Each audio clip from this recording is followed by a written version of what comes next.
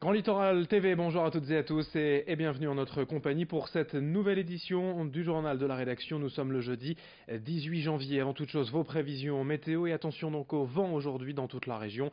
Le Nord et le Pas-de-Calais sont en vigilance au orange jusqu'à la mi-journée. Des rafales à plus de 120-130 km/h sont annoncées ce matin sur le littoral, 100 à 110 km/h même jusqu'à l'intérieur des terres et dans l'Audomarois. Pour l'instant, le maximum a été relevé donc cette nuit au Cap Griné avec 132 km par heure à 6 heures. Le vent va souffler fort jusqu'en milieu de matinée puis va s'estomper progressivement. Côté ciel, le temps sera quand même assez dégagé. Après les pluies nocturnes, on aura le droit au soleil ce matin. Puis le retour de quelques perturbations cet après-midi pourrait engendrer de nouvelles averses localement et un temps plus froid dans la soirée. Les températures justement, elles sont de saison. 8 degrés aujourd'hui à Dunkerque et à Calais, 7 à Saint-Omer, Hasbrook et le Touquet. Les prévisions météo complètes juste après ce journal.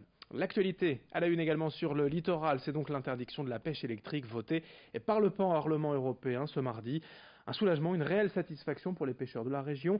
Cette décision mettant fin à la rude concurrence des pêcheurs néerlandais, adeptes de cette technique pourtant très critiquée. Depuis 2 jours, tous les pêcheurs se félicitent de ce vote, les élus également, car ils ont été nombreux à lutter en France et en Europe contre la pêche électrique, notamment le maire de Dunkerque, Patrice Vergrit. Selon lui, la survie de la profession, par ailleurs déjà très affaiblie, était en jeu. De quoi se réjouir de cette décision. Corentin Escaillé a rencontré le maire de Dunkerque, on l'écoute. Sur le plan juridique, elle n'est pas définitive. Effectivement, il y a des accords entre les États qui peuvent venir infirmer cette décision. Mais franchement, ce serait un terrible déni de démocratie que de voir une décision adoptée par 2 tiers des parlementaires européens rejetée. Je trouve franchement que si là, l'Europe se permet de faire ça, c'est-à-dire rejeter des décisions au Parlement européen avec une majorité de 2 tiers, dans ce cas-là, on ne peut plus dire qu'on est dans une Europe démocratique. Donc je n'imagine pas ce que serait un immense déni de démocratie. J'attends évidemment de voir confirmer cette décision du Parlement européen, ce qui me paraîtrait être le minimum dans une démocratie européenne. Toujours à Dunkerque et Patrice Vergrit encore, on fait le point sur les travaux. Après plusieurs mois de perturbations, la mairie assure que les chantiers sont entrés dans leur dernière ligne droite, même s'il reste tout de même encore plusieurs secteurs en travaux, notamment à Petite-Sainte, à Rosendal, aux abords du stade Tribu, et dans le centre-ville sur le boulevard Alexandre III, entre la place de la République et la rue de l'Écluse de Bergue.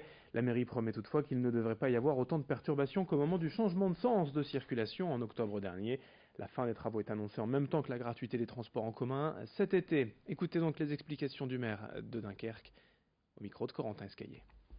Il reste essentiellement des travaux dans le centre-ville, sur la place de la Gare, sur le boulevard Alexandre III. Dans un certain nombre de quartiers, on a à Petite-Sainte, l'avenue de Petite-Sainte, la rue du Banc-Vert qui vont être touchés. À Rosendal également, et également dans le quartier à Malo. Globalement, c'est la dernière ligne droite. Le plus dur est fait, ça je tiens vraiment à le dire. Et puis, on commence aussi à voir l'embellissement de la ville. Là, à la plage Jean-Bart, j'ai énormément de retours de la population. Donc, je demande encore aux Dunkerquois un tout petit peu de patience, je veux dire quelques petits mois, et on aura effectivement le nouveau visage de l'agglomération qui va se décider et qui commence déjà à montrer une certaine attractivité. Donc voilà, encore un tout petit peu de patience, et on aura à la fois une belle agglomération attractive et en plus le bus gratuit. Et pour finir à Dunkerque, la mort de l'ancien maire Claude Prouvoyeur, élu de 1966 à 1989 à la ville. Il fut également sénateur du Nord et à l'origine de la création de la CUD. C'est notamment lui qui a fait rapprocher Dunkerque et les villes de Malo-les-Bains, Petite-Sainte, Rosendal et Mardic. Dans le reste de cette édition, le grand angle de la rédaction pour s'intéresser à une pratique très répandue dans la région, la colombophilie. Le congrès national se tient ce week-end à Gravelines et si vous ne savez pas ce que c'est, Brieux-Gorchy vous dit tout en 2 minutes.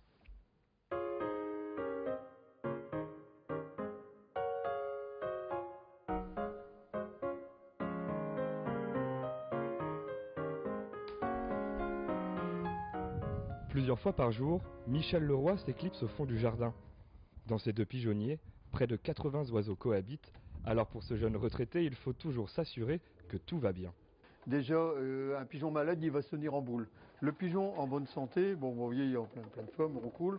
En plus, on le voit au nez, les caroncules sont bien blanches. Les caroncules sont bien blanches chez un pigeon en bonne santé. Une fois adultes, les pigeons s'affrontent lors de compétitions. La vitesse, le demi-fond et le fond sont les 3 principales catégories. La distance de ces parcours peut aller de 100 jusqu'à 800 km. Moi, c'est plutôt au fond, entre 500 et 800. Mais après, des pigeons de fond, comme celle-ci, elle est capable de se classer aussi bien à 100 km qu'à 600, quoi. Si les pigeons sont lâchés par centaines depuis le même endroit, un arbitre officiel enregistre leur arrivée grâce à ce petit appareil. Au final, seul un quart des pigeons engagés sera inscrit au classement. Les pigeons sont des sportifs de haut niveau, hein, et même un athlète de haut niveau, même Usain Bolt, le jour où il sera enrhumé ou il sera malade, il ne fera pas de performance. Donc un pigeon, c'est important aussi qu'il ait la santé. S'il y a environ 11 000 colombophiles en France, près de la moitié d'entre eux sont implantés dans le Nord-Pas-de-Calais. D'où ce congrès national des colombophiles ce week-end à Gravelines. Dans le reste de cette édition également, le golfe de Ruminghem au nord de Saint-Omer devrait rouvrir une partie de son parcours d'ici le printemps, annoncent ses responsables. En travaux depuis plusieurs mois, le golfe a entièrement été remis à neuf, notamment le clubhouse et bien sûr le parcours lui-même. De nouvelles infrastructures ont également été construites pour accueillir au mieux les golfeurs amateurs. C'est l'association locale Cap Énergie, employant des travailleurs en situation de handicap, qui s'est chargée du chantier et qui aura aussi la responsabilité de la maintenance des 18 trous. Corentin Escaillé s'est rendu sur place pour voir à quoi ressemblera ce nouveau golf. On avait déjà un golf qui était mal géré, je dirais, ces dernières années, et je suis très heureux que Cap Énergie ait repris ce golf en le développant et surtout en employant du personnel handicapé. Et c'est un plus pour la commune. Habituellement, les golfs sont des entreprises qui ne sont pas philanthropiques. Aujourd'hui, ce golf, repris par une association, c'est quand même, je dirais, quelque chose qu'on ne voit pas en France fréquemment. Pour finir, un peu de sport avec du basket. Tout va bien pour le SSM, vainqueur des Russes de Nijni Novgorod hier soir au Chaudron. 79-72, les Portellois poursuivent leur sans faute. En deuxième phase d'Eurocup, 3 matchs et 3 victoires. Ils se placent idéalement pour la qualification en huitième de finale. Un mot également des horaires des marées aujourd'hui à Calais, coefficient de 80, marée haute à la mi-journée à 13h15, marée basse ce soir à 20h28 et puis un rappel, le Nord et le Pas-de-Calais sont en vigilance orange ce matin et jusqu'à la mi-journée pour cause de vent violent.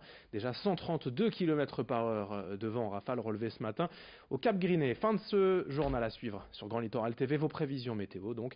Très belle journée à toutes et à tous.